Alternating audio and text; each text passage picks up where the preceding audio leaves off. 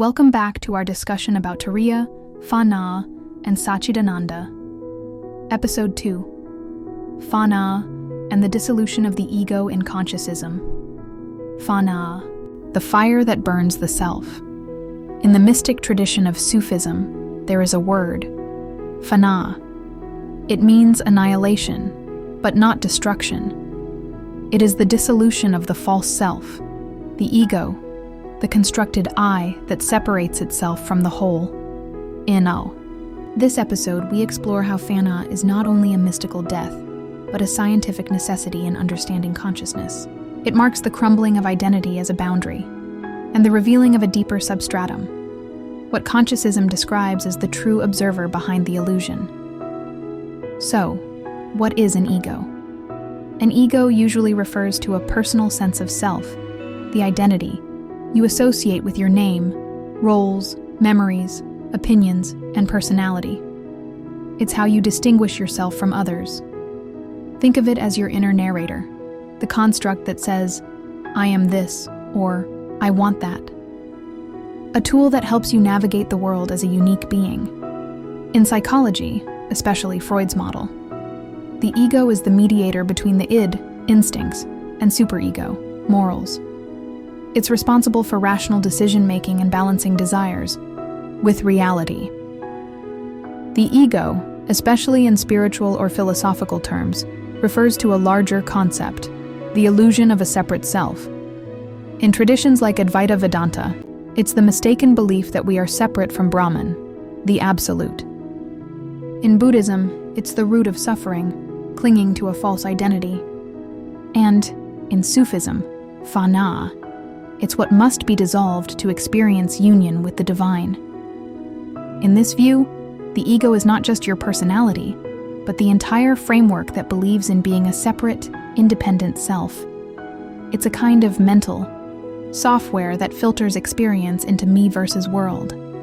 In TST and Consciousism, an ego could be seen as a subjective projection shaped by linear time, memory, and sensory processing, a story running within the simulation.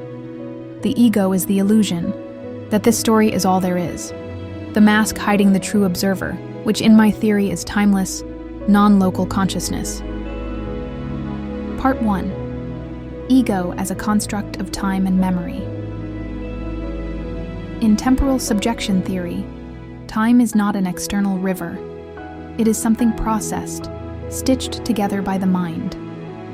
Memory, perception, and expectation create the illusion of continuity. And, from this continuity, the ego emerges as the central character of a narrative. The ego is not the self, it is the story. It is a feedback loop, reinforced by identity, repetition, trauma, and desire. This aligns with neuroscience.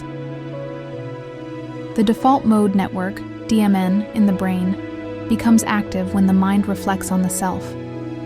In psychedelic states, or during deep meditation, the DMN becomes quiet, leading to experiences of ego dissolution.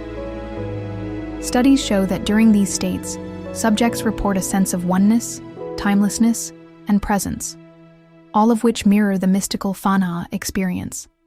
Fanaa, then, is the cessation of narrative selfhood, the melting of time-bound subjectivity into something vaster. Part 2. The Science of Surrender. Fanaa does not ask you to destroy the ego violently.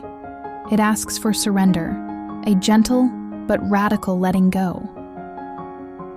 In Consciousism, I propose that awareness is not born of the body, but rather that the body is nested within awareness. Fanaa represents the phase shift when the false center collapses, and the true center is revealed, not within, but beneath all things. This is mirrored in non-dual philosophies like Advaita and Zen, which speak of the self as a mirror reflecting the world, not the doer of actions. And in quantum entanglement, where individuality is illusory, objects are not separate, only contextually distinct within a field. And again, in neuroscience and trauma research, showing that the ego is often an adaptation, one that can be softened, restructured, or transcended. By letting go of egoic resistance, the subject-object divide collapses. You don't disappear, you become more real than ever. Part 3. Fanaa in Consciousism. The portal to absolute presence. Fanaa is the bridge between Turiya and Satchidananda. Where Turiya is awareness beyond state, Fanaa is the pathway to it. Where Satchidananda is the blissful recognition of truth, Fanaa is the obliteration of the veil that prevents it. In Consciousism, this is the moment when the internal observer detaches from identity, from all roles, names, traumas, goals, and becomes aware that consciousness is not personal. It is the field, the light that shines before thought and beyond time. This awareness is not a belief. It is a direct experience. And like quantum particles collapsing into form only when observed, you collapse into form only when you forget your formlessness. Fanaa, then, is the reversal of that collapse. It is the release of the simulation back into source code. It is the unbecoming that reveals true being. What's my conclusion? A self burned into light. Fanaa is the death of the ego, but it is not a loss. It is a return to what you have always been, before the layers of name, story, and separation. In this episode, we explored how Fanaa is not just a spiritual metaphor. It is a scientific threshold, a psychological catharsis, and a metaphysical transformation. It is the moment time dissolves, the ego evaporates, and the observer becomes the field. And from that place, we are ready to move to the final stage, Satchidananda, the realization that existence, consciousness, and bliss are not separate. They are you, when there is no longer a you left to believe otherwise. In the next episode, we will take a closer look at Satchidananda. If you enjoyed this video, like and subscribe for new videos weekly.